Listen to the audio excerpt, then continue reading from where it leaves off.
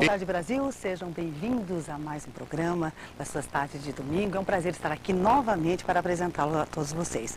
Nosso telefone vai ficar sempre no seu vídeo. Esse programa é um programa ao vivo para que você possa participar com suas perguntas, com suas sugestões, com as suas intervenções. Infelizmente, hoje nós estamos com um pequeno problema técnico na nossa internet, então não poderemos receber os seus e-mails. Então, participem através do nosso telefone. Bom, hoje, daqui a pouquinho, eu converso com o Dr. Lauro Valeixo, que é diretor da Prisão Provisória de Curitiba. Eles estão desenvolvendo um projeto incrível. Na verdade, eles não estão nem desenvolvendo, já foi implantado. É um programa Bem Viver de ressocialização dos detentos. Muito sucesso no programa, felizmente, excelentes resultados e é inédito no Brasil. Converso também com uma artista plástica que vai ministrar um workshop de pintura que, segundo ela, você não precisa ter técnica nenhuma, você não precisa ter aprendido nada de pintura, você vai lá, pinta o seu quadro e vai com o seu quadro para casa. Ela vai nos falar sobre essa técnica e, de repente, você descobre aí um talento escondido, então uma outra possibilidade de um novo hobby para você. Mas é daqui a pouquinho, porque antes vocês conversam com o Olavo de Carvalho no Mídia Sem Máscara na TV.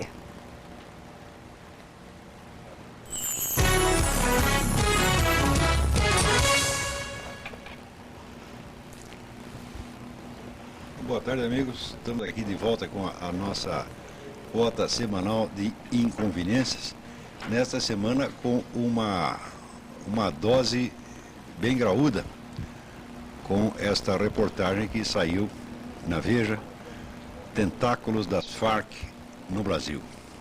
Eu creio que muitos de vocês devem ter lido, mas eu lembraria aos telespectadores que eu estou falando deste assunto através dos meus artigos no Globo e na Folha de São Paulo, desde pelo menos 2001.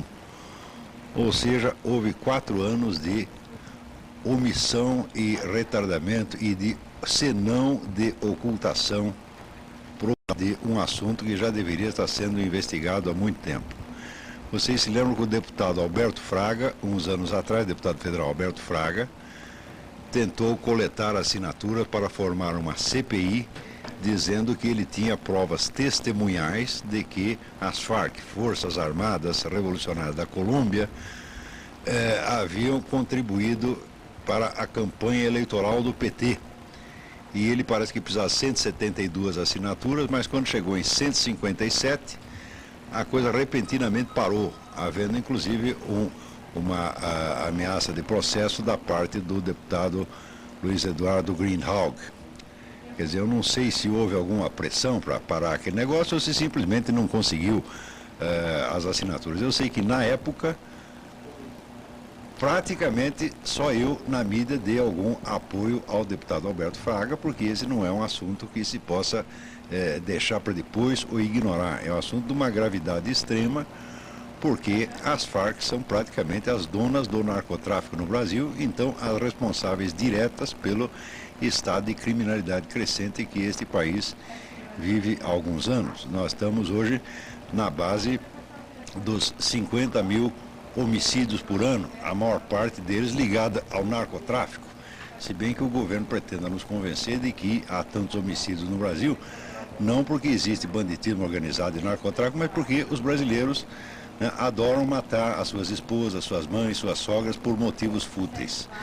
Jamais, a estatística dos motivos fúteis jamais foi exibida e jamais será, mesmo porque isto é um blefe. Qualquer pessoa sabe que, qualquer carioca sabe que no Rio de Janeiro não existe banditismo avulso. Qualquer sujeitinho que faz um assalto na rua, ele pega a sua arma e o seu veículo, se precisar de um veículo, ele pega com o narcotraficante, que é o dono do morro, e o narcotraficante recebe uma comissão de todos os assaltos, até batedor de carteira. Se ele bateu a sua carteira com R$100, então metade irá para o dono do morro.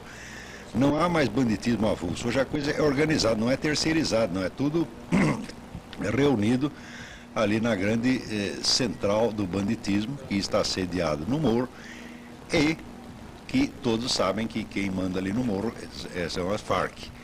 O Naum Sirotsky, que para o meu gosto é o maior repórter brasileiro, e que é o correspondente da Zero Hora em Israel, há anos ele vem mandando notícias que ele recebe do Mossad. O Mossad é o melhor serviço, o mais eficiente serviço secreto do mundo, Então, o Mossad informando que as Farc estavam instaladas nos morros do Rio de Janeiro, coordenando o narcotráfico. Isso ele vem mandando esses despachos, escreveu desde o ano de 2000, e ninguém liga. Quando houve a campanha eleitoral, eu escrevi uma sucessão de artigos dizendo que não adiantava o senhor Lula prometer que ele ia combater o narcotráfico e a violência, porque ele não ia fazer nada disso. E não ia fazer por um motivo muito simples, porque ele é o fundador e presidente por 12 anos ou mais, do Foro de São Paulo. Foro de São Paulo é a coordenação estratégica do movimento comunista no continente latino-americano. Essa entidade foi fundada pelo Lula e por Fidel Castro em 1990 e teve mais ou menos uma reunião anual. Cada ano tem uma outra reunião em que se discute as perspectivas estratégicas da esquerda latino-americana e se tomam decisões estratégicas de conjunto. Essas decisões são, então, fixadas em resoluções que têm, então, vamos dizer, um valor decisório para todas as organizações envolvidas. Até onde eu contei, eram 84 organizações filiadas ao Foro de São Paulo.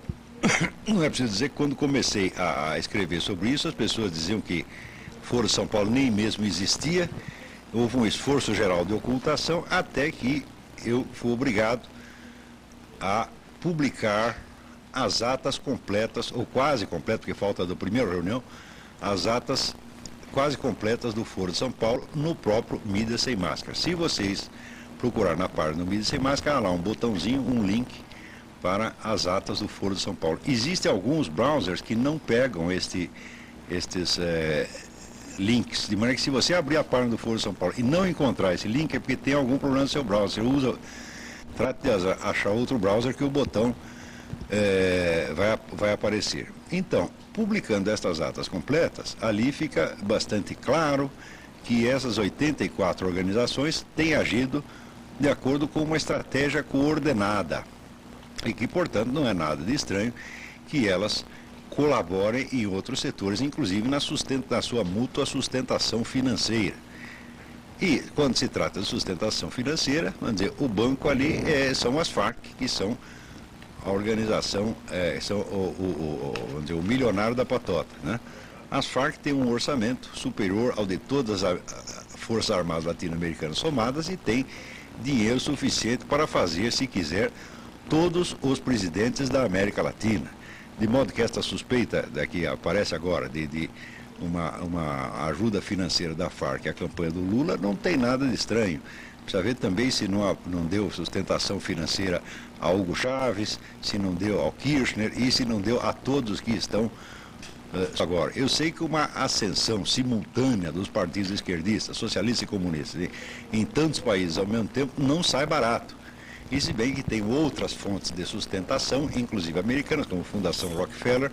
Se fechasse a Fundação Rockefeller, fechava também a esquerda latino-americana. Mas isso foi há algum tempo atrás, porque hoje, às vezes, a Farc já é uma fonte de subsídios local, né?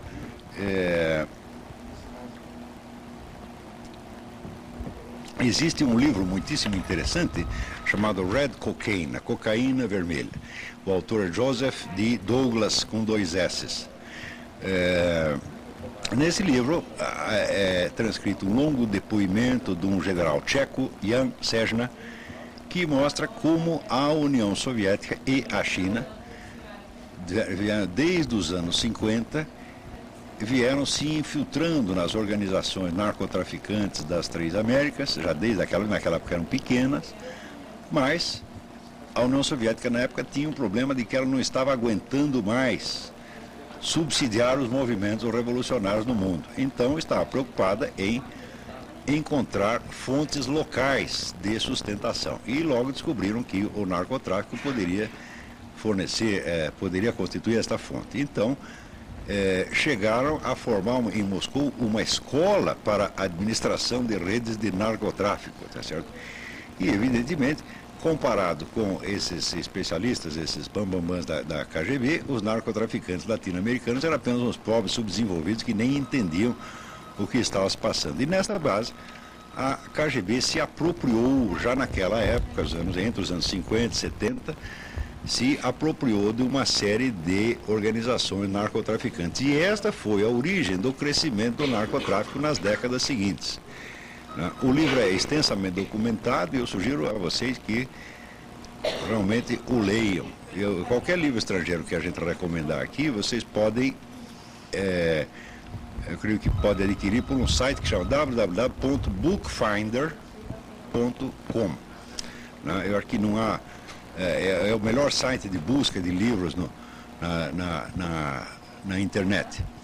Esse livro do Joseph Douglas, eu tenho feito alguns esforços para ver se publica, como eu já enfatizei várias vezes aqui nos programas.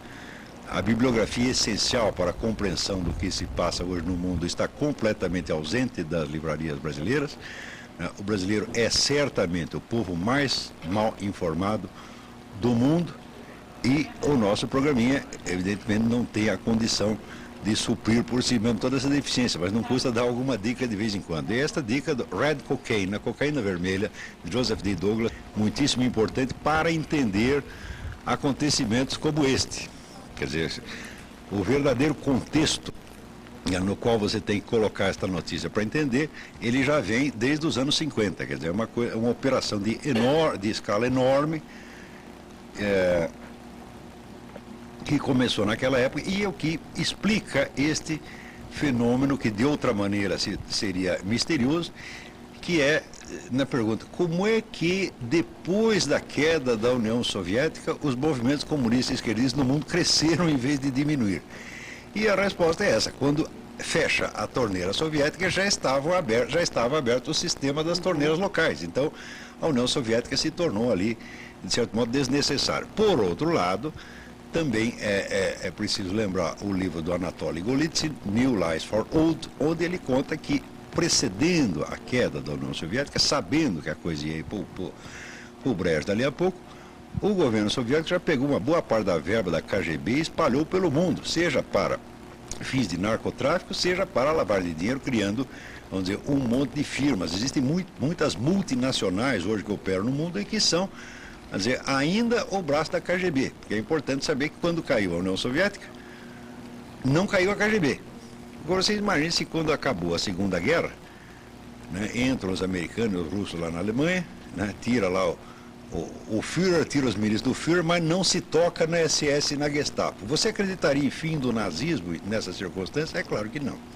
Por não soviética disse que acabou o nazismo, mas da KGB não se demitiu um office boy sequer, estão todos lá. A KGB é a maior organização burocrática da história humana, chegou a ter 500 mil funcionários, sem contar a rede ilimitada de colaboradores através dos partidos comunistas de todo o mundo, que sempre constituíam um exército de reserva. Né? Quer dizer, qualquer militante comunista no mundo podia a qualquer momento ser convocado para passar para a clandestinidade, tá certo? E operar, portanto, sob as ordens diretas da KGB. Muitas vezes, para fazer isso, o Whittaker Chambers, no livro Witness, testemunha. O Whittaker Chambers foi um militante comunista americano que depois passou a trabalhar na espionagem. Ele conta que o sistema para fazer isso era muito sutil. Às vezes, o sujeito era expulso do Partido Comunista, e sem saber porquê, então se achava injustiçado. 3 meses depois era procurado pelo pessoal do serviço secreto e dizia: companheiro, não é nada disso, nós apenas fomos obrigados a fazer isso para disfarçar a sua posição, então agora você passa a trabalhar na clandestinidade. Então o sujeito começava sendo humilhado e terminava vendo que tinha sido uma solução honrosa. E a KGB jamais parou de funcionar, o seu orçamento não diminuiu, tá certo? Apenas ela passou a operar no exterior com muito mais intensidade, quer dizer, uma parte da verba dela que estava mais voltada para serviço local foi espalhada pelo mundo, e hoje tem essas várias firmas que são agentes, essas laranjas da KGB. Existe muita informação sobre isso no mundo, só não chega no Brasil. No Brasil as pessoas pensam que KGB nem existe mais, tá certo? Então, dizem: mas a KGB até mudou de nome, agora chama FSB. Lê a história da KGB, você vai ver que a KGB muda de nome de 10 em 10 anos. Ela já mudou de nome várias vezes, só mudou mais uma vez. Né? Começa como a NKVD, depois vira NVD e assim por diante. Vai mudando. KGB vira, parece que nos anos 50, tá certo? E até que durou bastante esse nome.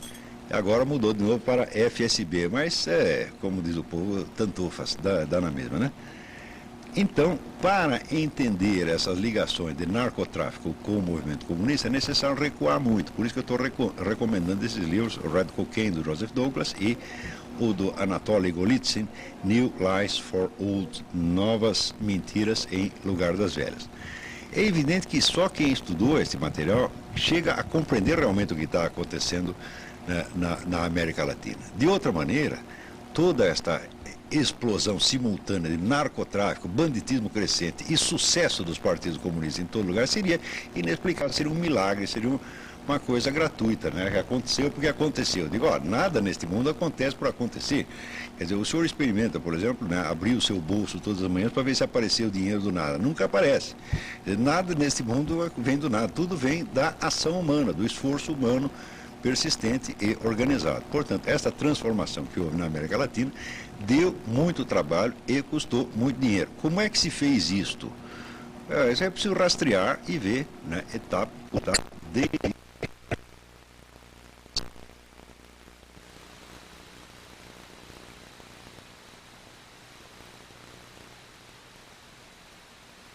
coisa.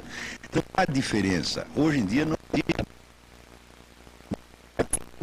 E quando se fala de banditismo organizado, só existe um banditismo organizado. É o deste grande narcotráfico que está praticamente na mão do movimento comunista. Houve, na Colômbia, durante um tempo, houve aqueles famosos grupos paramilitares que eram financiados por fazendeiros, tá certo?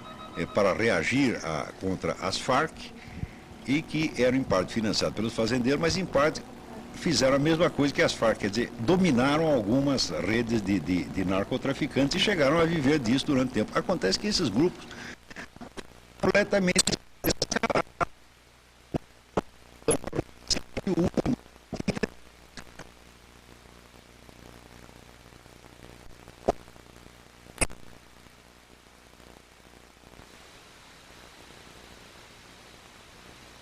de troca de armas por cocaína.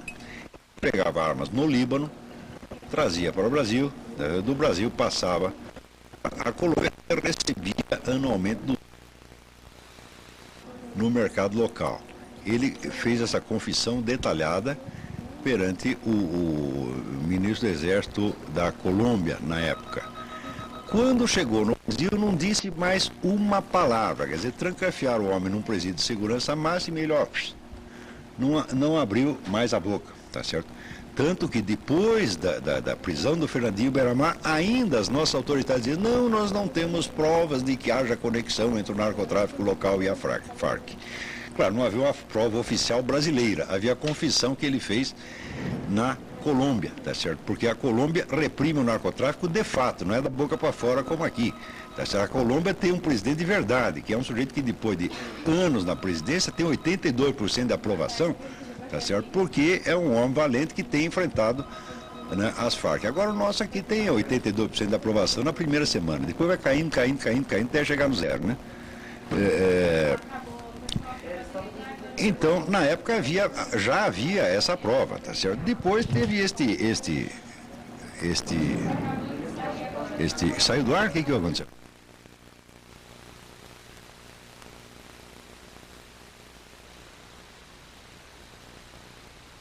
Excel.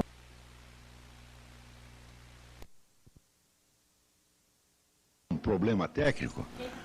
Não foi uma conspiração das Farc, fiquem tranquilos, né? Foi apenas um raio que caiu aqui perto. Ainda estamos seguros? Ainda estamos seguros. Então, está dizendo que essa conexão entre as Farc e o narcotráfico local, elas são uma coisa, conexão Farc-PT é outra, tá certo? Elas estão ligadas entre si, mas tudo isso precisa estudar com cuidado, não é uma questão de sair xingando as pessoas e acusando levianamente, não é isso não. Veja, para tornar ainda mais evidente estas conexões da Farc com o narcotráfico local, Houve 2 anos atrás a prisão, há 3 anos, a prisão do traficante brasileiro Ney Machado. Ney Machado, aqui tem uma notícia dada pela 0 Hora do dia 10 de março, 0 Hora de Porto Alegre do dia 10 de março, em que conta que Machado foi condenado na Colômbia por formação de quadrilha em associação com as Forças Armadas Revolucionárias da Colômbia.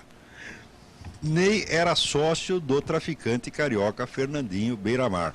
Os dois formavam um império criminoso em plena selva colombiana com proteção das Farc.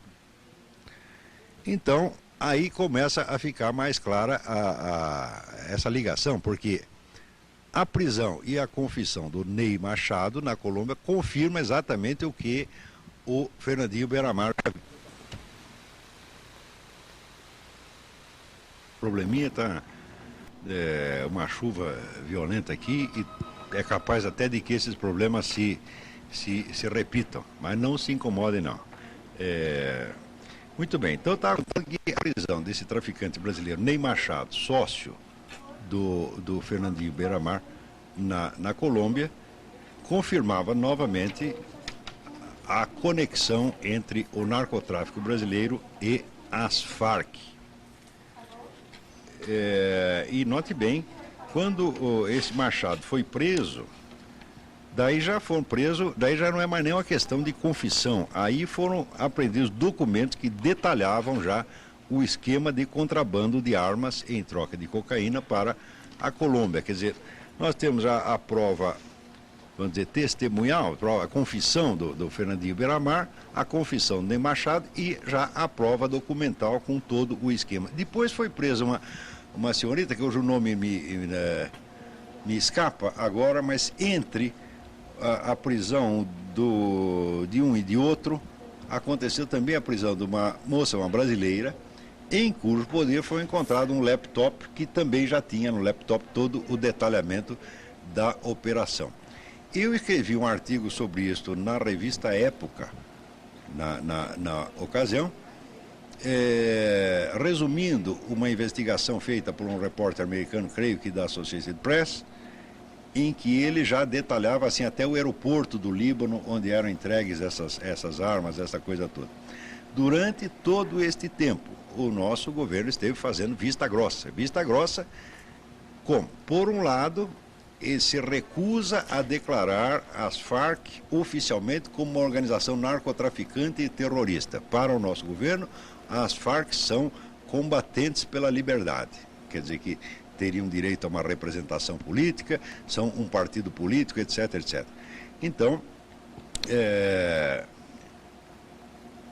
evidente que o governo sabe do envolvimento da Farc no narcotráfico local e, ao evitar dar o nome aos bois, ele está protegendo esta organização narcotraficante. Quer dizer, só por isto, e só isto já constituiria um crime fora do comum, mesmo que o ganho do nosso governo fosse exclusivamente político, sem nenhum envolvimento financeiro. Note que eu mesmo, nos meus artigos, eu sempre evitei, vamos dizer, declarar como coisa certa que houvesse um envolvimento financeiro entre o PT e a Farc. Eu sei que existe um envolvimento político, porque isso está documentado nas atas do Foro de São Paulo.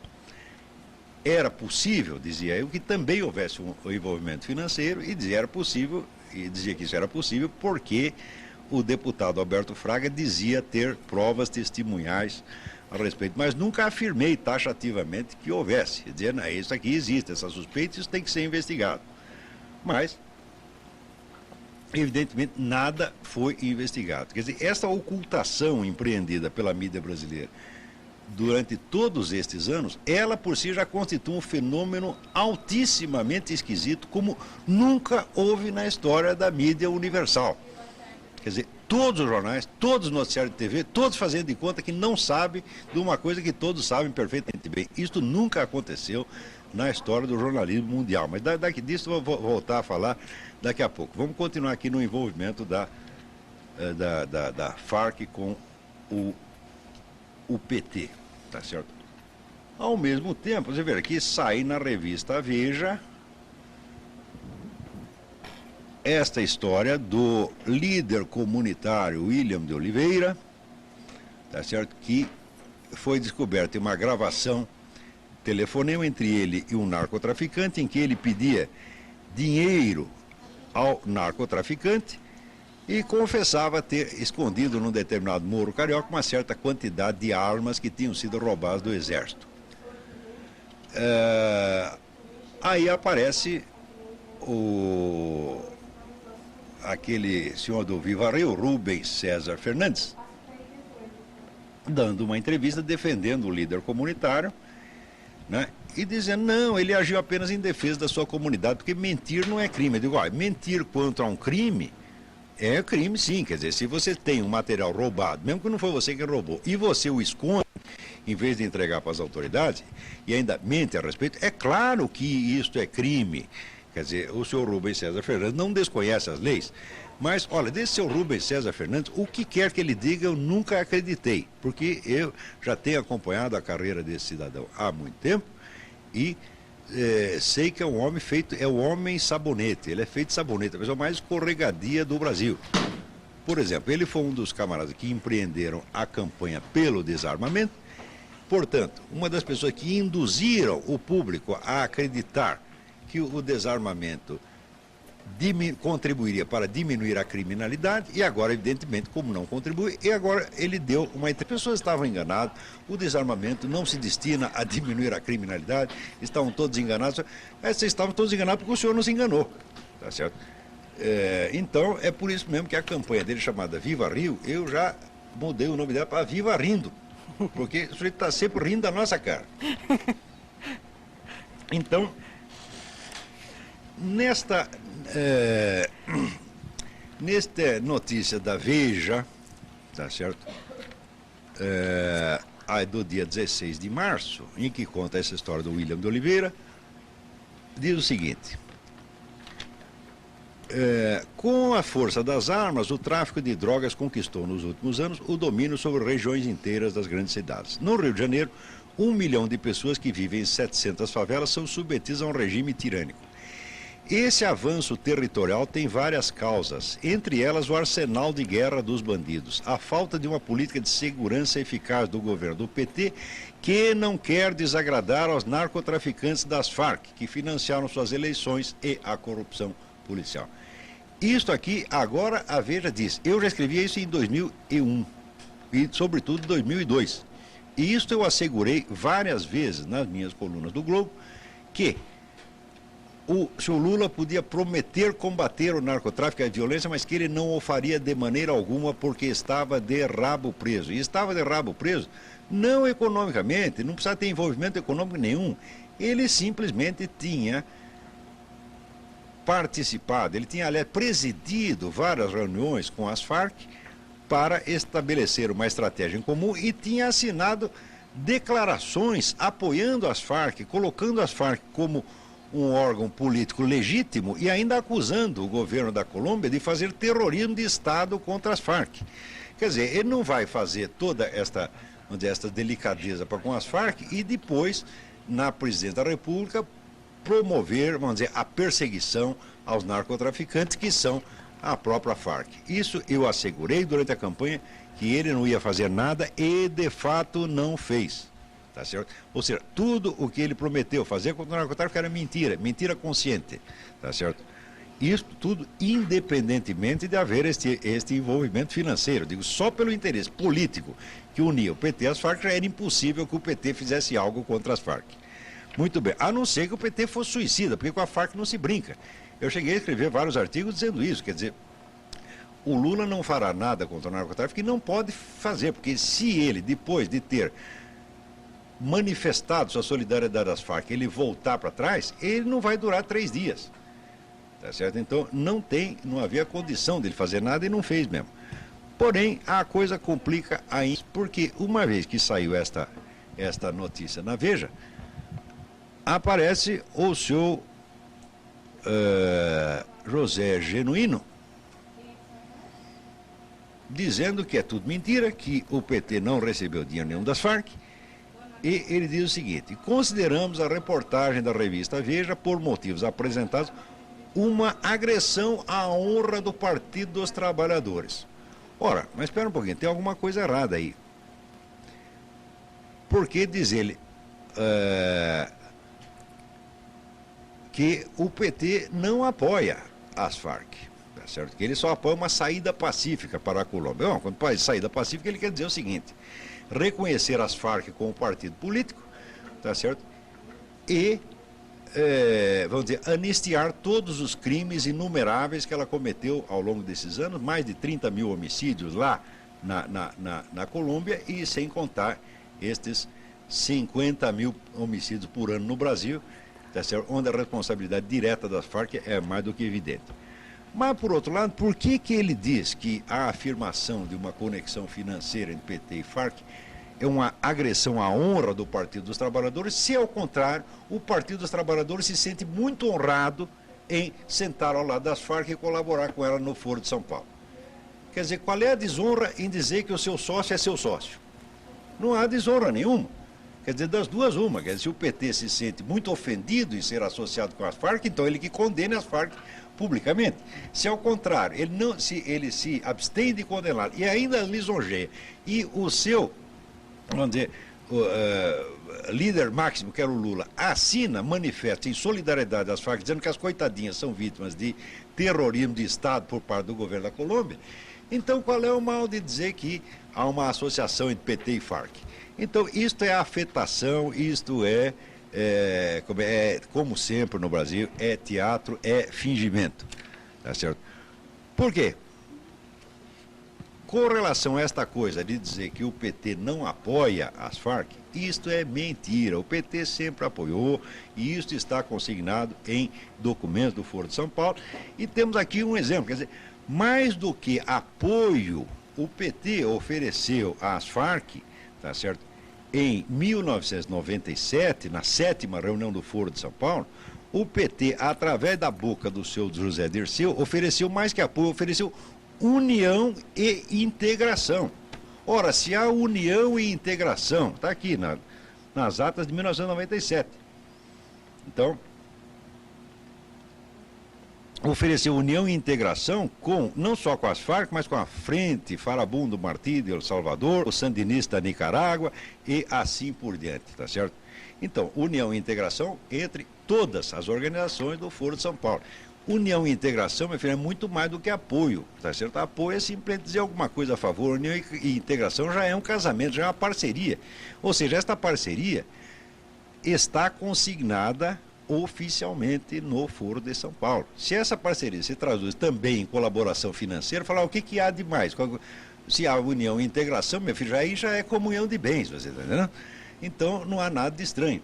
Quer dizer, não é possível, por um lado, você oferecer união e integração a uma organização e depois você dizer que você está desonrado porque alguém disse que você tem uma parceria financeira com ela. Isso aí é hipocrisia. Tudo isso tem que ser investigado. Agora, note bem, mesmo depois de todos esses fatos terem vindo à tona, porque eu sei o que eu passei por ter anunciado esses fatos desde 2002. Tá certo? Me chamar de louco era o mínimo. Tá certo? Em geral, chamar de louco, mais alguma coisa, ainda vinha algumas referências à senhora minha mãe. Tá certo? Sem contar a ameaça de morte. E mais que ameaça de morte, teve um sujeito que fez uma convocação pública ao meu assassinato. Botou lá num site chamado Indimídia, tá certo? Botou um anúncio, dizendo, olha, dia tal, às tantas horas, ele estará em tal lugar, vamos lá matá-lo. Né? Eu achei que era uma bravata e fui lá. Cheguei na hora, estava cheio de polícia lá. A polícia sozinha, ficou sabendo daquilo e foi lá. Né? Tinha 20 policiais lá na hora. Eu falei, mas nem precisava, porque eu achei que era um blefe, né? Porque se fosse matar, é um blefe, mas é altamente insultuoso. Sem dúvida. Quer dizer, você publicar um anúncio, o sujeito está dando aula em tal lugar, vamos lá matá-lo, que brincadeira é essa? E pior que eram mensagens anônimas, então como é que ele ia poder rastrear, né, centenas de mensagens anônimas? Quer dizer, o cidadão ia ficar sem garantia nenhuma. Então, eu sei o que eu paguei por contar essas coisas aqui, tá certo? Não estou reclamando, não, faria tudo de novo, faria com prazer. E ameaça de morte, o sujeito disse, vou te matar. Eu falei, não vai não, se você chegar aqui, eu mato você primeiro, tá certo? Cada um faz o que pode, entendeu? O senhor tentará fazer a sua parte, eu tentarei fazer a minha, certo? Vão matar? Bom, o senhor vai matar, não, você vai tentar. Você vai bater? Não, você vai tentar bater, porque eu também vou bater pelo menos um pouquinho. Pode ser que o senhor bata mais, se for mais forte, mais jovem, mas apanhar também vai um pouquinho. Então, Eu, assim, a minha experiência da vida me diz, ninguém jamais bateu sem apanhar. Isso aí não existe, isso é idealismo, né? Então, por ter tocado neste assunto, eu recebi uma pressão enorme. Agora, parece que já virou consenso. Agora, você pensa que alguém da classe jornalística vai chegar para mim hoje e dizer, não, seu Olavo, o senhor tinha razão, o louco éramos nós. Ninguém vai fazer isso, ninguém vai dar o braço a torcer, porque isso aqui é um país de pessoas hipócritas, orgulhosas e fingidas. Todas vão fazer de conta que sempre souberam e que sempre escreveram daquilo, né? Muito bem, mesmo agora, quando saiu, eu gostaria que vocês comparassem estas denúncias que estão saindo agora com aquelas que saíram no tempo do Collor de Mello. Note bem, eu não votei no Collor de Mello, não gostava daquele sujeito, não votaria nele nem para vereador, tá certo? Vereador de São Tomé das Letras, tá certo? Mas isso não quer dizer que ele fosse um criminoso. Eu achava ele apenas um entojado, um palhaço, tá certo? E acho ainda, tá certo? Mas não acho que ele é o criminoso que mostraram. Muito bem. Se você comparar o tamanho do crime agora com o tamanho do crime do Collor, e se você vê a pressa que na época eles tinham de chegar a conclusões, tá certo? E, né, o medo, a prudência, a hesitação de agora é uma vergonha. Porque na época bastou uma conversa entreouvida por um motorista para desencadear uma CPI. Não havia prova nenhuma, tanto não havia prova nenhuma, que mesmo depois de tudo investigado pela justiça, não se encontrou prova de coisa nenhuma e Fernando Collor é criminalmente inocente. Até hoje, apesar de ser inocente, declarado inocente pela justiça, perdeu o seu mandato. Ao se denunciar um crime incomparavelmente maior, no qual estaria envolvido o PT, até mesmo a revista Veja trata de amortecer, dizendo, olha, nós aqui descobrimos, né, um documento e testemunhos de que o senhor Olivério Medina, representante das Farc, prometeu 5 milhões de dólares para a campanha do PT e foi aplaudido na reunião. Mas nós não temos prova de que o dinheiro chegou efetivamente lá. Tá certo? Mas como precisaria ter essas provas? Você tem a prova testemunhal de que o sujeito disse tal e qual coisa. Tá certo? Não é um motorista que ouviu a conversa, não, eram dezenas de pessoas. Mais ainda, o Olivério Medina, ele detalhou que esse dinheiro chegaria ao Brasil da seguinte maneira, sairia de uma conta em Trinidad e Tobago, iria para as contas de 300 empresários brasileiros, 300, que daí fariam doações ao PT. Ora, para você montar uma rede de 300 empresários dispostos a colaborar numa operação de lavagem de dinheiro, quanto tempo leva? Não se improvisa uma coisa dessa. Tá certo? Portanto, esta declaração do Olivério Medina, confirmada por inúmeras testemunhas que estavam presentes a esta reunião, é mais do que suficiente para abrir uma CPI imediatamente. Isso é muito mais do que uma conversa ouvida por um motorista. No entanto, na época, ninguém escreveu, isso foi apenas um motorista que disse, nós não temos prova de que aconteceu.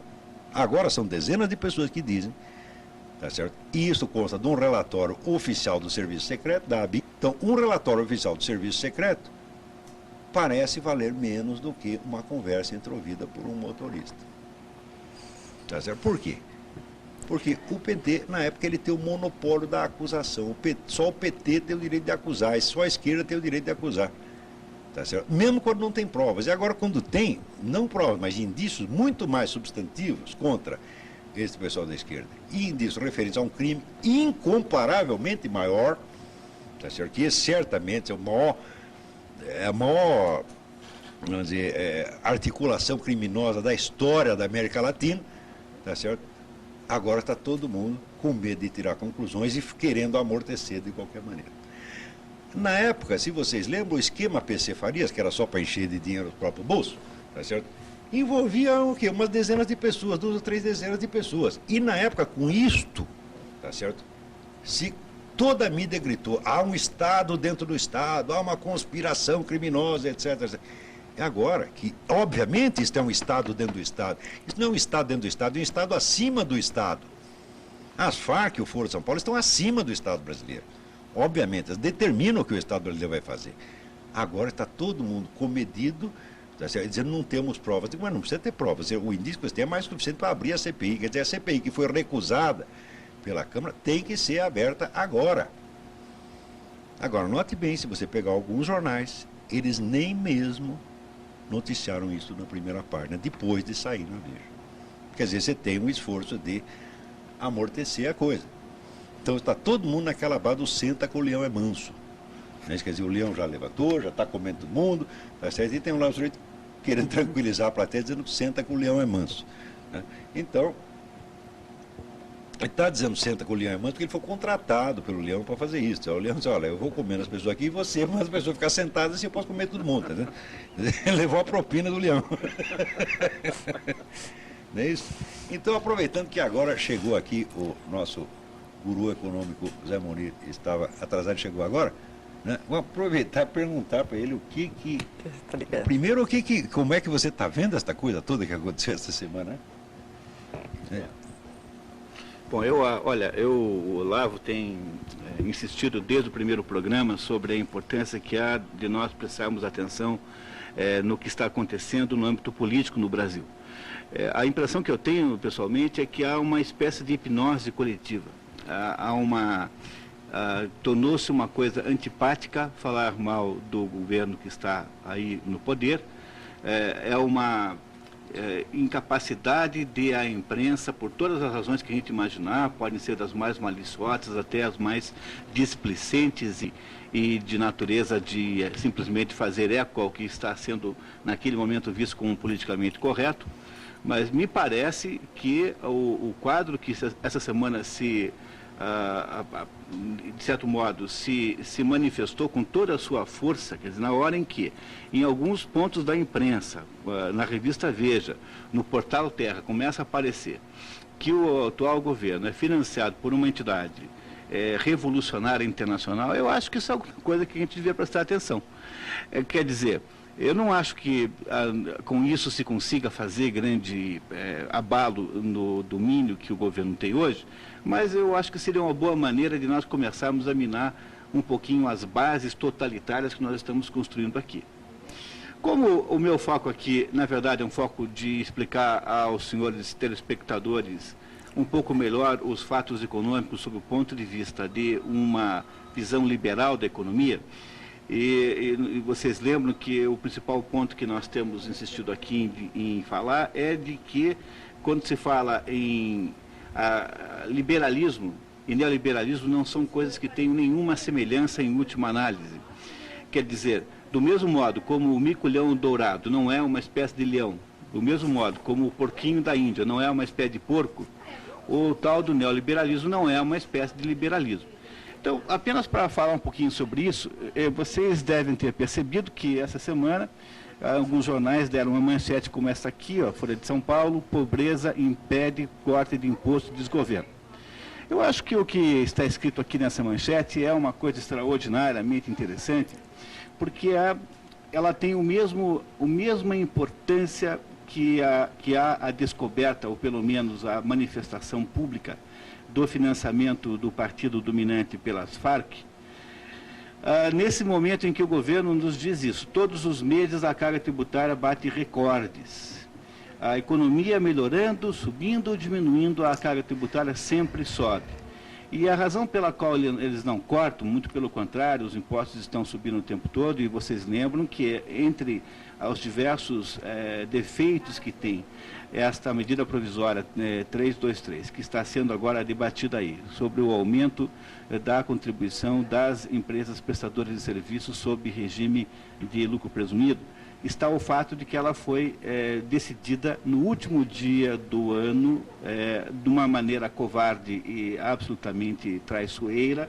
Foi mandado para a publicação da medida provisória para o Diário Oficial, dando a ela, portanto, validade já para este exercício fiscal de 2005. Então, todo mundo sabe, todo mundo já percebeu que os impostos só sobem. E a qual o governo não os diminui é porque eles dizem que tem pobreza, mas essa sempre foi a razão pela qual o governo subiu os impostos.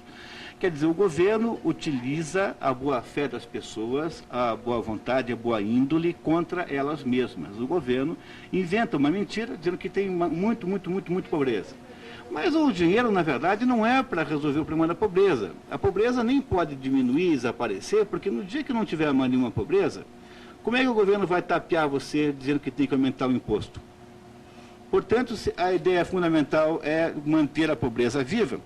E quando você olha um pouquinho mais também na mesma imprensa, no dia 20 de fevereiro, no Estadão, tem aqui uma outra informação dizendo que o gasto da União subiu 57% em uma década, já descontada a inflação desses últimos 10 anos. Ou seja, a partir do momento que o Brasil colocou no poder governos de natureza índole esquerdista, de natureza, seja um esquerdismo light como é o do PSDB, seja um esquerdismo hard como é o do PT. Na prática, o PSDB e o PT tocam a mesma música esquerdista. Um toca com quarteto de câmara e o outro toca com conjunto de pagode, mas não deixa de ser o mesmo enredo, é a mesma música, é o mesmo assunto. Qual é a ideia fundamental deste tipo de atitude perante a economia do país? Primeiro, você diz que o país vai muito mal e que os problemas sociais são imensos, muito maiores do que as pessoas pensam. E mesmo quando o IBGE aparece com a notícia de que há mais obesos do que magros, que, portanto, o problema quase não é mais de miséria, isso não tem importância nenhuma, porque, de modo geral, ninguém faz ligação entre causa e efeito. Quer dizer, a ideia, a conversa de que a pobreza impera no Brasil e que o Brasil é um país de miseráveis, que é um engano extraordinário sobre inúmeros fatores. Começa com a incapacidade que tem de discriminar quem fala isso, sobre quem é pobre e quem está pobre. Essa distinção é muito importante e ela significa o seguinte: se você ajudar essas pessoas que estão pobres e que não são pobres, desse a elas uma oportunidade econômica, elas teriam uma extraordinária capacidade de saírem da pobreza por sua própria conta. Que é o único jeito decente que tem de alguém sair da pobreza, quando o sujeito chega e diz assim: olha, eu consegui um emprego, eu consegui trabalhar, eu consegui trazer dinheiro para casa. Qual é a visão desta maneira, o que é que está por trás desta visão de que acha que há uma enorme quantidade de miséria e pobreza no Brasil e no mundo, e que para isso é necessário que o Brasil tenha a maior carga tributária do planeta, quase, considerando os países em desenvolvimento, nós temos a maior carga tributária do planeta, sem dúvida nenhuma. Ora, é uma maneira de problema para produzir o financiamento de uma máquina de Estado extraordinariamente grande que não para de crescer e que é essencialmente o objeto de toda a carga tributária. Por que o governo cobra impostos? Para poder financiar a estrutura governamental, essas milhares e milhares de pessoas que vivem, têm emprego garantido no governo federal, estadual e às vezes municipal. No municipal é menos, porque todo o problema é de natureza decrescente, de cima para baixo. Quanto mais perto do governo federal, pior é a situação. Nos municípios é menos ruim, porque os municípios, por natureza, são pobres. O Brasil tem 5.560 municípios, alguma coisa assim, a maioria é miserável.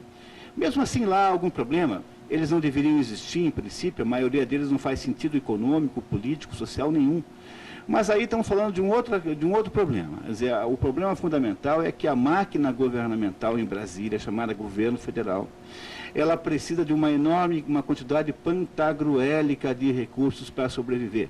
E para que eles possam tirar isso, para que eles possam retirar isso das pessoas que trabalham, das pessoas que estão fazendo, afinal de contas, o esforço de geração de riqueza, é preciso inventar uma desculpa absolutamente indiscutível, que é a ideia de que há uma enorme pobreza em torno de nós o tempo todo e que essa pobreza só pode ser resolvida pelo Estado e por mais ninguém.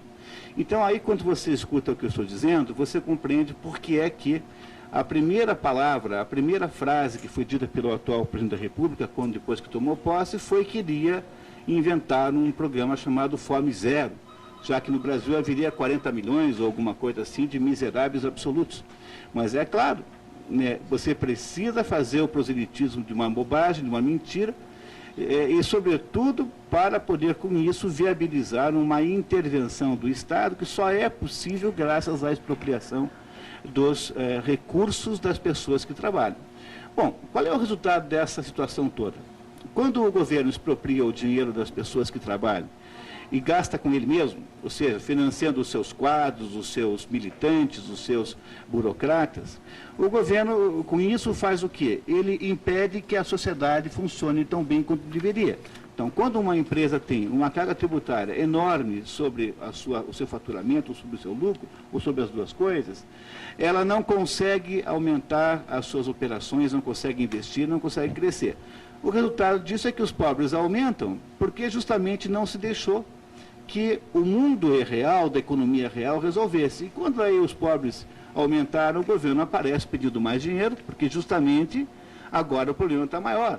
Mas o problema foi causado desde o início por ele próprio. Veja, o que se faz no país é usar a sua boa vontade, a sua boa índole, o seu sentido, os seus sentimentos, a sua sensação, os seus espíritos, o seu espírito humanitário, as suas virtudes morais, contra o próprio consumidor e contra o próprio contribuinte. E isso não é uma coisa, de modo nenhum, nova, e se você seguir, se vocês tiverem a paciência de ouvir mais um pouquinho, e se vocês seguirem a história do Estado brasileiro a partir do governo Juscelino Kubitschek, vocês entendem perfeitamente isso. Quer dizer, no fundo, todos os problemas brasileiros nascem do fato de que existe uma coisa aqui, chamada governo-Estado, que acha que tem que exercitar uma atitude paternalista e arrumar a vida de todo mundo. Essas pessoas que estão penduradas no Estado ou estão por aposentadorias indevidas, é claro que eu queria muito deixar claro que há muitas pessoas que sempre fizeram muito pelo Brasil e que, obviamente, estão vivendo do Estado de modo legítimo. No entanto, durante a história do Brasil, o que você vê, na verdade, é um processo de pendura de todo mundo no Estado. Ou seja, o Estado sempre foi uma entidade que gastou muito mais do que podia. O Juscelino Kubitschek inventou uma maneira de resolver esse problema, que foi a maneira foi uma maneira, podemos dizer assim, foi a invenção do cheque sem fundo legítimo. Quer dizer, quando o governo, nos períodos inflacionários, emite dinheiro para poder financiar as despesas que ele não pode ter, então ele inventa uma espécie de cheque sem fundo. Os outros não podem emitir cheque sem fundo. O cheque sem fundo que o governo emite é emitir moeda falsa, ele emite dinheiro, papel pintado em quantidades maiores do que devia. Mas na medida que se implementou no Brasil, e aliás foi feito isso com muita boa índole, com muito bom sentido, sem nenhuma malícia, quando foi inventada no Brasil a correção monetária, ou seja, a indexação, o que aconteceu é que aquele processo de emitir cheque sem fundo passou a ser dividido com todo mundo. Quer dizer, o governo emitiu o cheque sem fundo da moeda falsa e todo mundo aumentava o seu próprio preço, que vem a ser a mesma coisa. E o nome o resultado dessa confusão, dessa emissão cruzada de cheque sem fundo, chama-se inflação. Chega o plano real. No plano real, todo mundo, então, combina de não emitir mais cheque sem fundo monetário, quer dizer, todo mundo combina de não produzir mais moeda acima de uma certa quantidade. O governo ia ter que ter, finalmente, uma coisa que os economistas chamam de disciplina fiscal. Como é que o Estado resolveu? Quem está me ouvindo e que tem as suas despesas e as suas dificuldades aí econômicas, o que é uma coisa normal, toda vez que você tem que reduzir dramaticamente a sua renda, por exemplo, quando alguém perde, o que você faz é tomar medidas equivalentes no âmbito da despesa. Você vai lá, vende um carro se tem dois, se tiver um só, compra um mais barato, fica sem nenhum, muda para um apartamento mais barato, enfim. O governo federal, obviamente que não fez nada disso, porque afinal ele vive de estabelecer esse tráfico de influências e de apadrinhamentos. E o governo federal, então, fez o quê? Quando veio o plano real, em que não havia mais a emissão de cheque sem fundo monetário. O governo criou uma maior carga tributária que você possa imaginar e aumentou a taxa de juros às estrelas justamente para fazer o quê? Para pegar o dinheiro todo disponível para ele, ou seja, pegar emprestado o dinheiro que tinha, e essa é a origem, até desde então, da nossa altíssima taxa de juros, que não tem exatamente uma ligação direta com a Selic. Tem uma ligação muito maior com a exiguidade de crédito na praça. Pois o processo passou a ser, portanto, um processo insustentável, que é mais ou menos assim. Nós temos que imaginar que esta entidade chamada Estado, que não produz riqueza nenhuma, ele não planta soja, ele não produz limpeza de automóvel, ele não produz automóvel, ele não produz comida de nenhuma espécie, ele não veste ninguém. Essa entidade chamada Estado, que quer ficar cada vez com mais dinheiro, mais dinheiro, mais dinheiro, passa a ser sustentada numa espécie de regime escravocrata pelos outros. Mas é muito mais grave do que isso, porque, além de ser um absurdo em si, o Estado, então, arroga-se o direito de dar golpes nas pessoas. Por exemplo, no dia 31 de janeiro, mandar uma medida provisória sorrateira, covarde para o Diário Oficial, para impedir que haja qualquer espécie de debate, qualquer reação das pessoas. Ou seja, a coisa passou a ser um processo de absoluta escravatura. O Estado brasileiro escraviza as pessoas que trabalham. E como é que as pessoas que trabalham aceitam que isso aconteça? Porque as pessoas do trabalho veem aqui, na manchete do jornal, que tem pobres, e elas não têm coragem, porque sensibilizadas pelos seus sentimentos morais, de se colocar contra isso. Mas saiba você que, na verdade, os pobres que estão sendo atendidos pelo governo são o próprio governo. São os pobres do próprio governo que precisam da sua contribuição tributária cada vez maior para que eles possam cada vez mais crescer a máquina burocrática que é composta na sua maioria por verdadeiros vagabundos remunerados. Estou dizendo com toda clareza isso. Gente que não produz nenhum benemérito, nenhum benefício à sociedade, são pessoas cheias de direitos de greve, disso, daquilo, e que fazem, então, uma ficção de que estão trabalhando, quando, na verdade, elas só estão gastando dinheiro. Quer dizer, uma diferença muito entre você realizar operações e movimentações que custam recursos, que é o que eles fazem, e o ato de produzir uma plantinha ali que vai gerar, nem que seja lá, um galinho de hortelã. Pois o Brasil precisa dar um jeito nisso, porque se nós não fizermos isso, que é preciso que vocês saibam que não há modo do Brasil crescer. Estamos agora aí completamente aí, hipnotizados por esta ideia de que o Brasil agora vai crescer 5% ao ano. Não vai.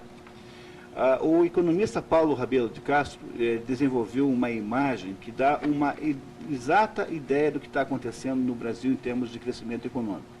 Ele compara a economia brasileira com uma roda gigante. Uma roda gigante, você pode estar sempre num ponto diferente, ou seja, você sai do chão e vai até um ponto máximo e depois volta. Mas, em última análise, você não foi a lugar nenhum, você apenas rodou, subiu e desceu, subiu e desceu. A economia brasileira é mais ou menos assim. Se você pegar o zero de crescimento do ano passado, somar com 5 desse ano, dá 2,5%. E 2,5% para o Brasil é ridículo para uma economia internacional que está crescendo a 4%, 4,5% em média. O Brasil não cresce nada. E se continuarmos assim, esse ano agora já não vai mais crescer a 5%, o próprio o próprio IPEA admite, nós não vamos crescer nada. Porque o Brasil não vai crescer nada se a gente achar que dá para crescer colocando todo o dinheiro, todo o esforço. Dinheiro é esforço das pessoas que trabalham, na mão da instituição cujo único objetivo é fazer a revolução, em última análise, e fingir teatralmente que está resolvendo os problemas quando não está. Pois o que o Brasil precisa é colocar o dinheiro na mão das pessoas que trabalham de fato. E só se consegue isso com o quê? Reduzindo dramaticamente a carga tributária. E não só a carga tributária, todos os empecilhos de natureza corporativa, toda a legislação trabalhista tem de ser revista, de preferência jogada totalmente fora. Eu sempre digo que o melhor jeito de fazer isso não é ficar brigando com a legislação, mas é estabelecer que os direitos reclamáveis nunca podem ter mais do que 3 meses de idade. Ou seja, se em 3 meses alguém não sabe que está sendo explorado pelo patrão, está consentindo com a exploração, somos todos adultos, ninguém tem o direito de reclamar com mais de 3 meses de prazo. Pronto, resolveria. Então é preciso que vocês compreendam que isso que o professor Olavo está dizendo, que está mostrando a vocês o plano que está estabelecido politicamente aí, tem uma correspondência perfeita na economia.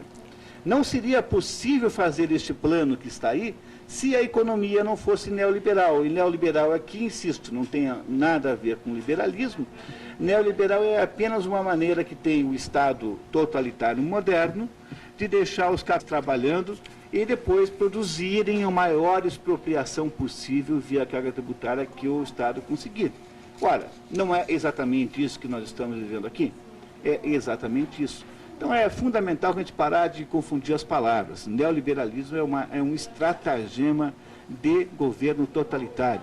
Não tem nada a ver com o liberalismo de Ludwig von Mises, com o liberalismo de Böhm-Bawerk, não tem nada a ver com o liberalismo de von Hayek, não tem nada a ver com nenhuma escola liberalista contemporânea. Ele é, na verdade, uma enorme empulhação e uma absoluta farsa para dar a impressão de que o Estado agora abandonou os seus princípios e os seus desejos totalitários, mas é o contrário que acontece.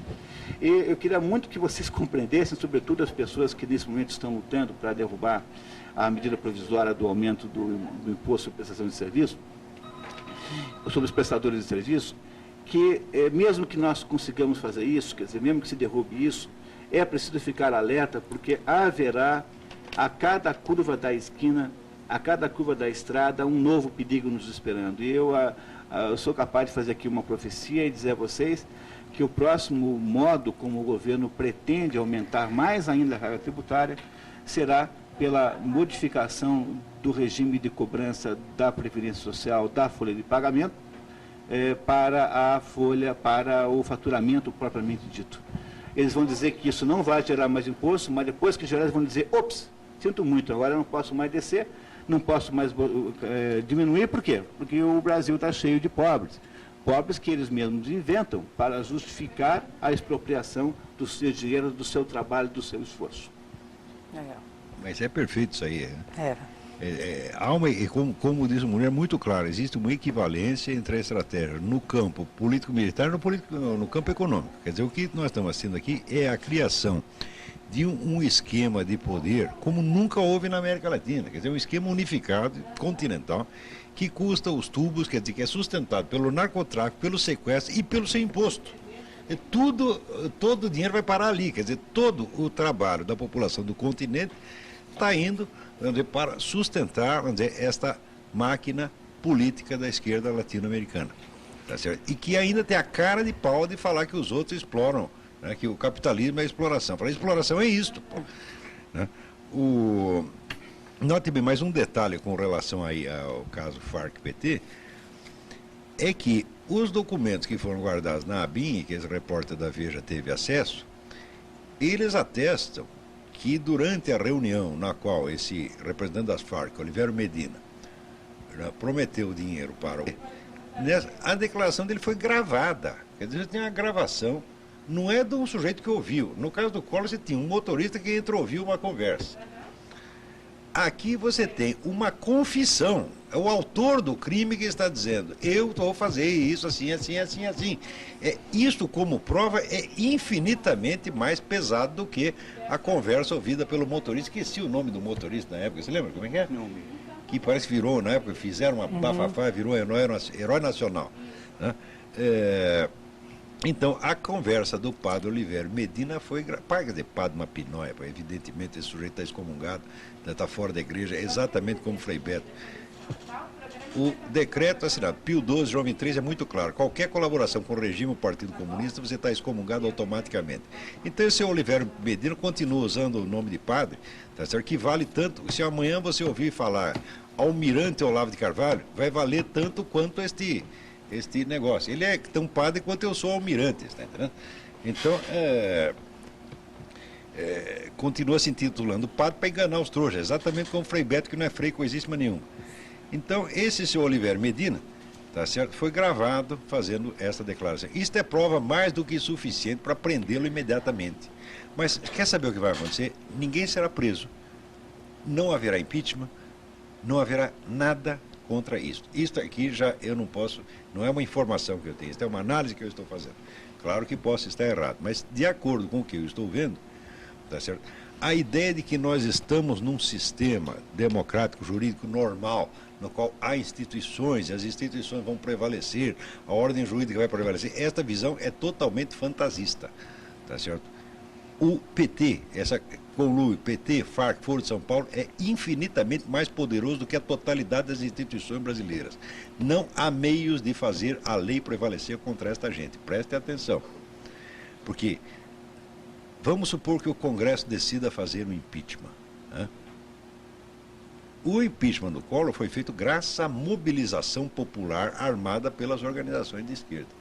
No caso, se o Congresso tentar fazer o impeachment do Lula, imediatamente MST, PT, todas essas organizações promoverão uma mobilização popular contrária. Claro. E o nosso Congresso tem homens suficientes, vamos dizer, para enfrentar a pressão popular? Não. Então, aquele que tem a militância organizada na mão, tem o poder. Tá certo? Então, o sistema que vigora no Brasil não é o sistema que está na Constituição e nas leis. O sistema que vigora é a vontade da esquerda organizada. Ninguém pode ir contra elas. Os partidos ditos de direita, que na verdade não são direita coisíssima nenhuma, são apenas 2 ou 3 aproveitadores que estão lá, eles consentiram que ao longo dos últimos anos o monopólio da militância, o monopólio da organização popular ficasse na mão da esquerda. E agora não vão poder reclamar contra isso. Agora, se quiserem levantar sua cabeça, tá certo? Verão que eles vão estar tentando enfrentar uma espada de aço com uma espada de vidro ou uma espada de geleia. Tá certo? Não há condição. A força juntada já por esta gente é descomunal e incontrolável. E eles mesmo mantêm uma fachada de ordem jurídica que só funciona quando serve a eles. Portanto, este pessoal liberal, tucano, etc., etc., que acha que vai, vamos dizer, fazer um impeachment do Lula com esse negócio, vai fazer, eu duvido e faço pouco. Vocês se desarmaram, vocês são politicamente castrados, vocês entregaram tudo ao PT, à Farc, ao narcotráfico, à esquerda latino-americana. Agora haverá choro e ranger de dentes. Não foi por falta de conselho, né? Porque no tempo em que os partidos, por exemplo, este PFL ficava disputando carguinho e ministériozinho, tá certo? Numa época em que ele devia sair do governo, ficar contra e fazer oposição e organizar militância, na época que ele fazia isso, não fui eu que o aconselhei a fazer essa burrada, eu aconselhei o contrário. O que interessa é ter, vamos dizer, os partidos têm que ser ideologicamente definidos e cada um tem que ter a sua militância e tem que ter os seus movimentos, etc., etc. Eles abdicaram de tudo porque queriam carguinho, dinheirinho, você está entendendo? Então, esta gente agora vai pagar pelo erro que fez. A esquerda latino-americana cairá efetivamente na mão deste esquema comuno-narcotraficante, tá certo? E aqueles que disseram na época, não, isso é paranoia, tá bom, agora vamos ver. Agora vamos ver quem vai chorar. O problema é mais, garanto, é mais para esta gente do que para mim. Olá, vamos às perguntas? Nossa, não vai dar tempo. Nós só temos 15 minutos de programa, 15 hein? minutos tá bom. Né? Vamos tentar. Tem uma pergunta aí que eu li antes, que é um indivíduo perguntando se o Zé Monir escreveu algum livro. Escreveu sim, um livro Economia do Mais, que todo mundo tem que ler. Como é o nome da editora, Monir? Tríade Editora. Tríade Editora, Economia do Mais, não deixe de ler, tá certo? É um dos poucos livros sensatos de economia que a gente tem lido ultimamente. Olha, está chegando muitos comentários aqui, Luiz Alberto Jardim das Américas, parabéns ao programa, vocês têm o meu total apoio e outras pessoas também elogiando, já vão passar também. Uma perguntinha aqui para o Munir, do Francisco, do bairro Jabaquara. Senhor Munir, é possível afirmar que o programa Renda Mínima, que beneficia 300 mil famílias em São Paulo, representa a compra de mais ou menos 1 milhão de votos, ou seja, 15% do eleitorado da capital paulista? Olha, eu acho que é crime eleitoral. Com toda a sinceridade, toda vez que o Estado dá de presente para alguém um dinheiro assim, seja qual for a razão pela qual está fazendo isso, eu acho que é sempre crime eleitoral. Se você tem que dar uma cesta básica para um eleitor, por que você não pune um governante que cria um conjunto enorme de dependentes daquele dinheirinho e depois os lembra na hora da eleição que ele está fazendo isso? Mas eu não queria nem entrar no assunto por esse critério aí, por esse caminho, e queria discutir com vocês sobre um outro conjunto. Uma vez disse o seguinte, que um economista uma vez afirmou que esse negócio de ajuda para os pobres é uma maneira dos pobres das regiões ricas financiarem os ricos das regiões pobres. É a definição definição americana do FMI. Alguém perguntou o que a gente acha do FMI. Igual, nos Estados Unidos se define o FMI como entidade dedicada a tirar dinheiro das pessoas pobres nos países ricos para dar às pessoas ricas nos países pobres. Exatamente o que está aí falando o Mônica. Quer dizer, há vários problemas ao mesmo tempo. O primeiro é o seguinte, você faz uma redistribuição tributária sem nenhum critério, porque você não distingue quem está pobre e quem é pobre. O velho Luiz Gonzaga, o rei do Baião, tinha um baião que dizia assim, uma esmola para um homem que ação, ou lhe mata de vergonha, ou vicia o cidadão. sabedoria nordestina do Luiz Gonzaga. Então, pegar milhares e milhares de pais de famílias e dar a ele todo mês um atestado de que eles são incompetentes, que eles são incapazes de sustentar a própria família, é uma das coisas mais cruéis que eu consigo conceber. Quer dizer, transformar essas pessoas em pessoas absolutamente vivendo de uma mesadinha do governo federal. Pô, isso supondo que o negócio não seja um antro de corrupção, quer dizer, toda vez que foi feita auditoria até agora em qualquer coisa dessa, descobriu-se que os prefeitos do interior distribuem dinheiro para quem bem entende, que as pessoas ricas se inscrevem lá. Quer dizer, o negócio é incontrolável. Aí, você diz assim para mim, não, mas nós vamos pelo critério em que tem que fazer alguma coisa em compensação. Por exemplo, tem que obrigar a criança a ir para a escola. Aí, esses dias, estava aí no Jornal Nacional, ou em qualquer outro jornal, não me lembro qual foi, perguntaram para uma professora assim, professora, a senhora, se tivesse que declarar para uma autoridade do governo federal que tal criança, mesmo não tendo vindo à escola, continua vindo à escola, a senhora mentiria para o governo? Ela falou, mas claro, como é que eu poderia não dizer isso? Quer dizer, tem uma criança pobre ali, eu vou dizer que veio à escola.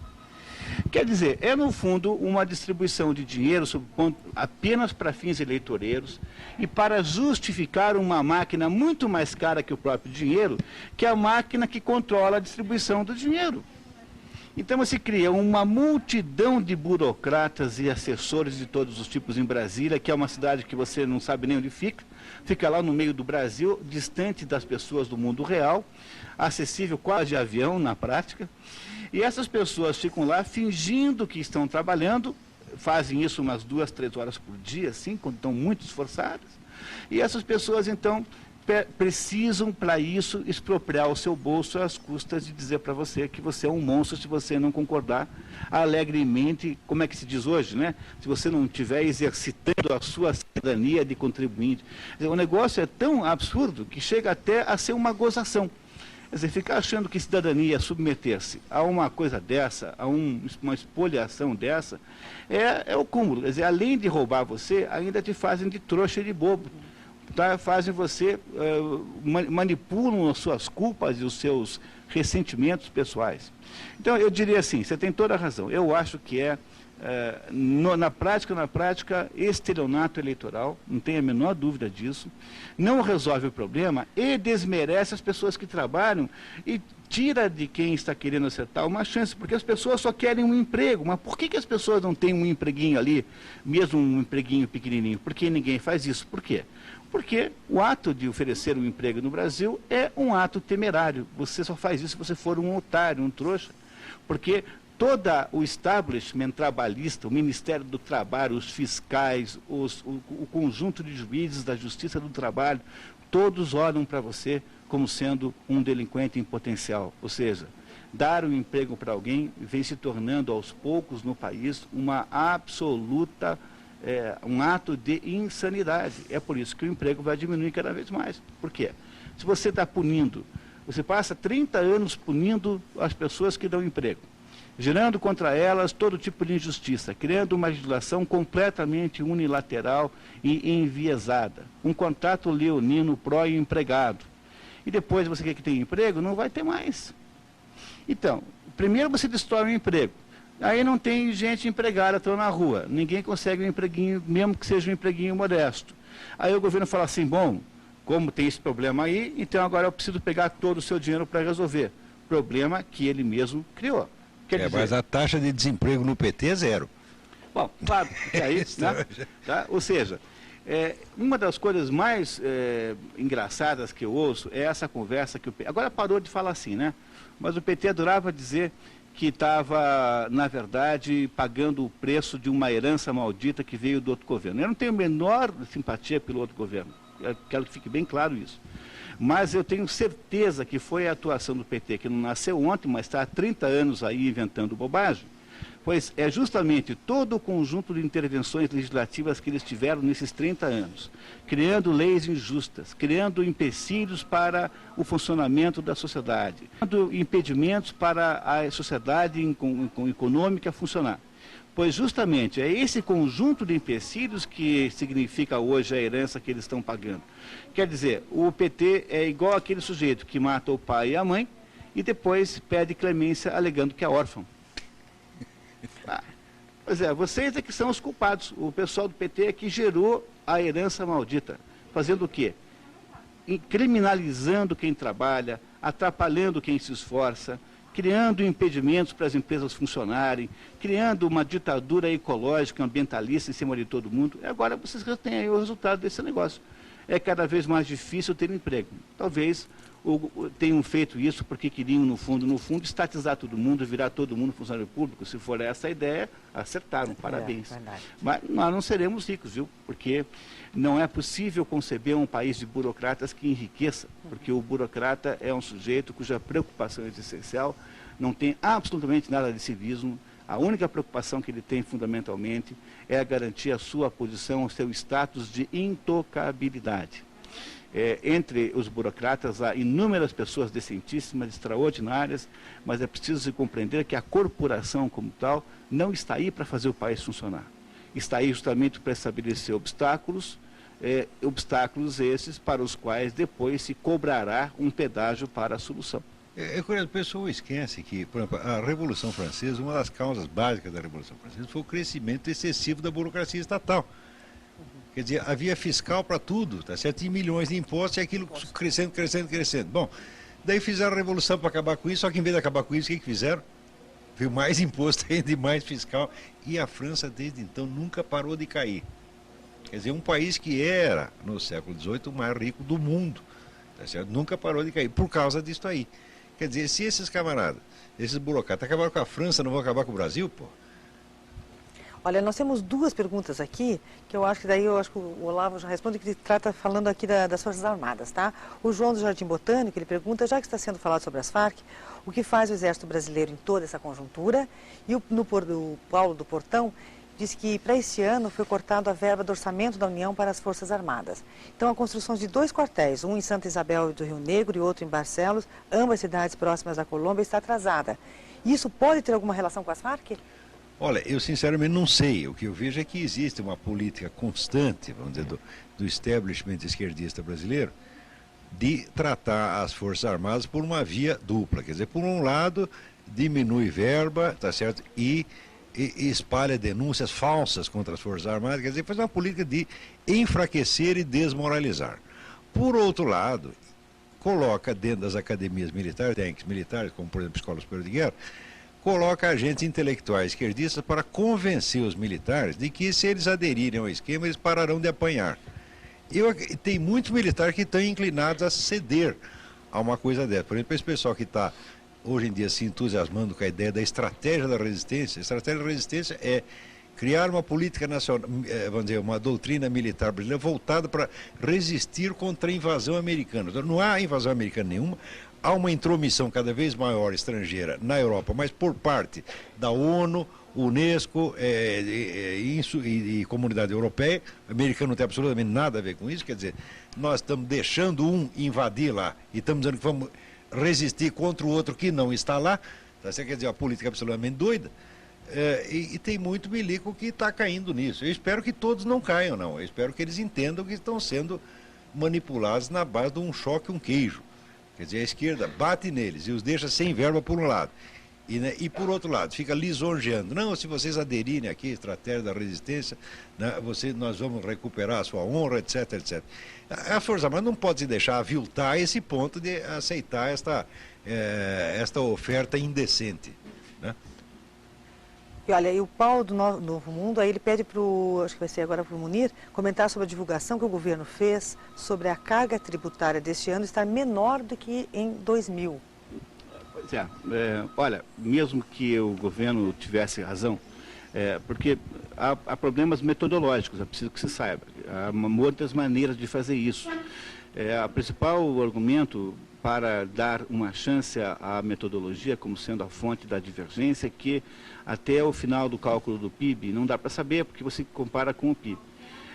Seja como for, mesmo que ela tenha crescido, vamos imaginar até por aceitando a hipótese do governo de que a carga tributária no ano passado foi menor. Mas o menor é quanto? O menor é muito pouca coisa, é quase nada de menor. Mesmo assim, estaria num nível absolutamente insuportável e incompatível. Basta se fazer o seguinte exercício. Pegue as 50 maiores economias do mundo e calcule quanto é a carga tributária. Você acha isso na internet com grande facilidade. E aí dê uma olhadinha em qual é a renda per capita das 50 maiores. Em todas elas haverá uma ligação direta entre quantidade de PIB, ou seja, renda per capita e carga tributária, exceto numa que é o Brasil. O Brasil tem um PIB africano para uma carga tributária escandinava. Então, mesmo que fosse assim, coisa em que eu não acredito de fato, mas vamos dar aqui, conceder a eles a benefício da dúvida, mesmo que fosse assim, eu garanto a você que isso ainda assim está muito mal, porque não é possível produzir o movimento que nós queremos com essa situação. Não vai dar certo.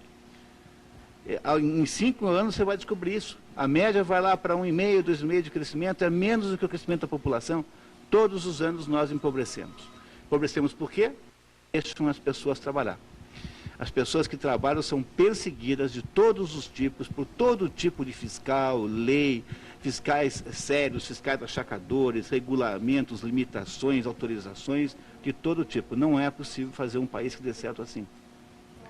E olha, agora vamos... Se o telespectador quiser saber exatamente quanto dinheiro dele está indo para o bolso do governo, experimente dar uma espiada num site, do site da Associação Comercial de São Paulo.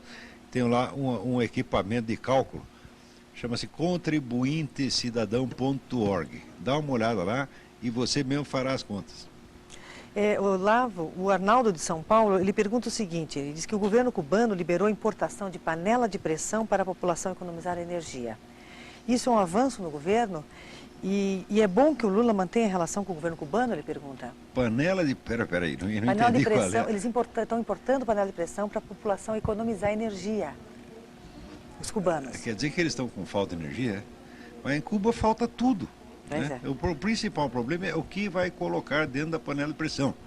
Porque que eu saiba lá, né, a média para o pessoal, vamos dizer, da burocracia, que está muito bem, é um frango por mês. Isso é a cota de proteína animal que se come lá, né?